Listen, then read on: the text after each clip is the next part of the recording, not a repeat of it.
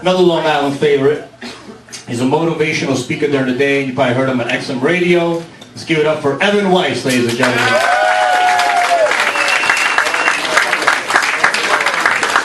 Give it up for Aldo and all the comments tonight. They're working hard. Yeah. I would not be here tonight if it wasn't for my dad. He really inspired me to get into comedy. In fact, I would not be here tonight because he gave me the gas money to get here. I remember when I was little, I used to wait for Santa Claus. Every year I used to get out the milk and cookies and wait for him. It wasn't until I was 15 my parents told me I was Jewish. You ever see these lunatics? It's tough times out there. You ever see these lunatics? I don't know, maybe like this guy out there, who when they lose their job, they go into their old job, they end up taking out a few coworkers, and then they end up killing themselves. And then it's always that old cliche when they interview their friends and their neighbors. He was so quiet. I can't see him doing anything like that. If I ever killed myself, my friends, my family, everybody that knew me, they're going to say, Evan talked about it all the time. He had fantasies about it. He had diaries. He wrote blogs about it.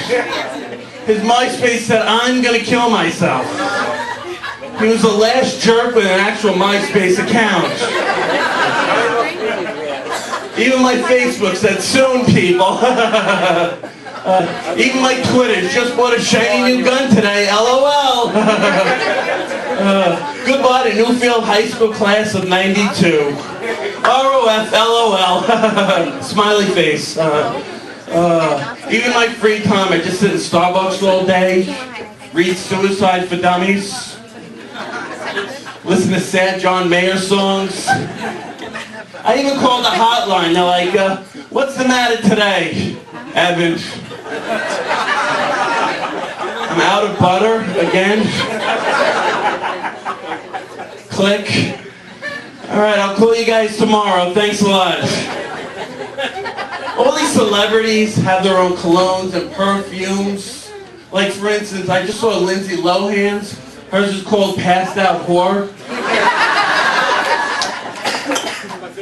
Paris Hilton, she has her own fragrance as well. Hers is called Really Passed Out Whore. Wow, nice.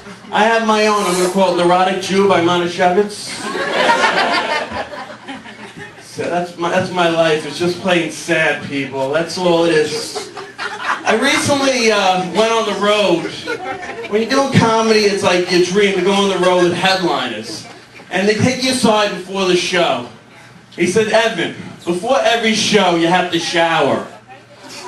I'm like, yeah, I understand that, but why do you have to watch me? I'm nervous about that. I've been, I like to brag. I've been living in a basement apartment for quite some time. Thank you very much. Yeah, it sucks. I rent from a family. It really sucks down there. They get a lot of pests down there. I get cockroaches, termites. I caught a mouse. When it rains, it floods up. It's like I'm living with the 12 plagues. I have to hire Moses to knock on my landlord's door. Let my tenant go! Let my tenant go! I can't even afford like an entire basement apartment. I have to share it with the kids. Like the other half of the basement apartment's a kid's room. And they wake me up at god-awful hours when I'm trying to sleep at 4:30 in the afternoon. And you're gonna like this. The other day, I have a little special nickname I call them. I call them little stupid bastards. You're gonna like this. The other day, one of them was playing on the other side and he fell down. I was just cracking up. Oh, you little stupid bastard. I hope you broke a collarbone. Then I realized they can hear me on my side as well. I just pretend I'm watching TV. Oh, that Bob Saget, he's a little stupid bastard. He's so funny. And when the parents get home, I root for the parents to beat the crap out of all their 3 kids. I do like a sporting event. I got a pea hat for parents, big foam hand that says parents are #1. I'm like, beat the crap out of all the living, all the stupid little bastards. Oh, that Bob Saget's still funny.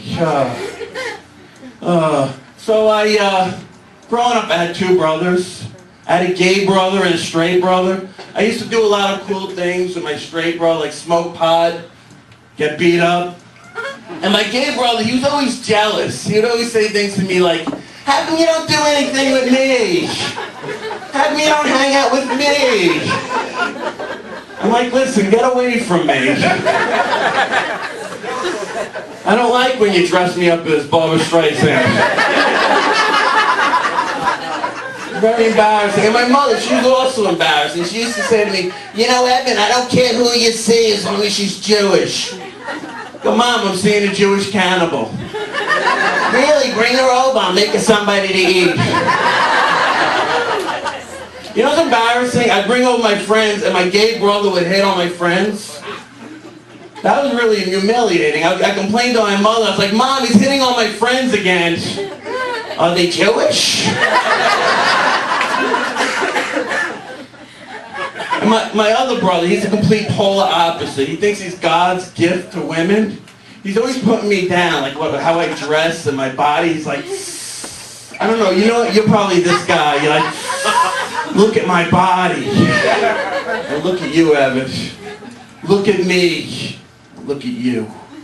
Got a Gucci shirt, Versace pants. I go to the gym all the time. I'm like, great, look at me. I got a shirt from Target. Pants from the Goodwill. Buddy by Twinkies. So I used to work at a collection agency. That's right. I wasn't very good at collections. You know you're not very good at collections when you go into work every day and you have to call yourself. I'll just leave reminders, Evan, pick up milk, eggs.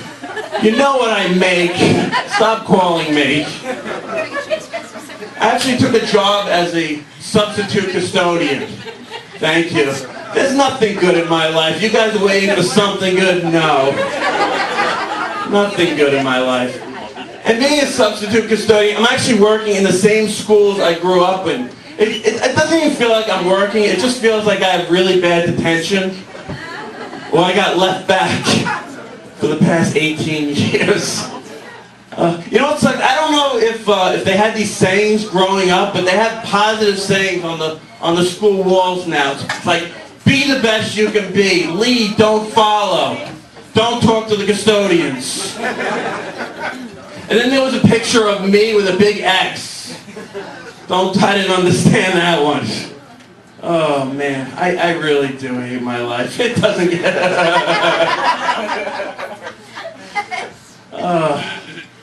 It's like if I had to climb steps, get out of my basement apartment just to hang myself.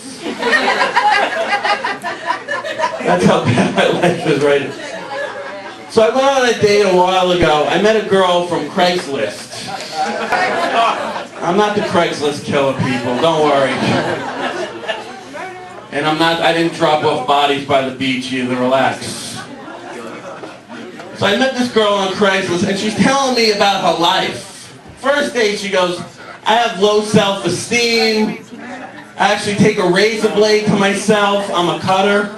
And like, she's telling me this on the first date. All I kept thinking was, oh my God, I hit the fucking lottery. I'm gonna get laid tonight. I just start texting my friends, sure thing. The streak is over, people. So my girlfriend broke up with me. She said to me, you know, Evan, it's not you, it's just you. I guess we had our differences. For instance, I like dogs and she hated me. I like classic rock and she likes sleeping with all my friends.